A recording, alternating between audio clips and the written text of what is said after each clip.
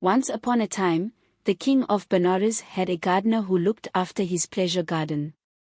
Animals sometimes came into the garden from the nearby forest. The gardener complained about this to the king, who said, "If you see any strange animal, tell me at once." One day, he saw a strange kind of deer at the far end of the garden. When he saw the man, he ran like the wind. That is why they are called wind deer. They are a rare breed that are extremely timid. They are very easily frightened by human beings. The gardener told the king about the wind deer. He asked the gardener if he could catch the rare animal. He replied, "My lord, if you give me some bees' honey, I could even bring him into the palace."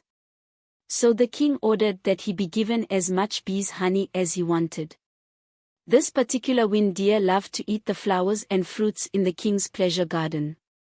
The gardener let himself be seen by him little by little, so he would be less frightened.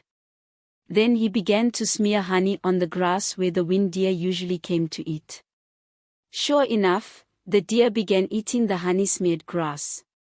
Soon he developed a craving for the taste of this honey grass. The craving made him come to the garden every day. Before long, he would eat nothing else. Little by little, the gardener came closer and closer to the wind deer. At first, he would run away. But later, he lost his fear and came to think the man was harmless. As the gardener became more and more friendly, eventually he got the deer to eat the honey grass right out of his hand. He continued doing this for some time, in order to build up his confidence and trust. Meanwhile, the gardener had rows of curtains set up, making a wide pathway from the far end of the pleasure garden to the king's palace. From inside this pathway, the curtains would keep the wind deer from seeing any people that might scare him.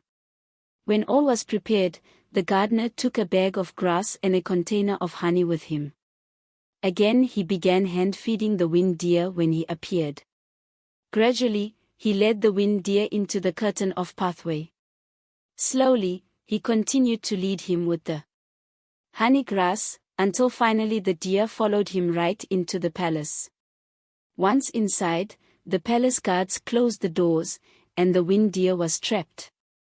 Seeing the people of the court, he suddenly became very frightened and began running around madly trying to escape. The king came down to the hall and saw the panic-stricken wind deer. He said, "What a wind deer! How could he have gotten into such a state?" A wind deer is an animal who will not return to a place where he has so much as seen a human, for 7 full days. Ordinarily, if a wind deer is at all frightened in a particular place, he will not return for the whole rest of his life. But look! Even such a shy wild creature can be enslaved by his craving for the taste of something sweet.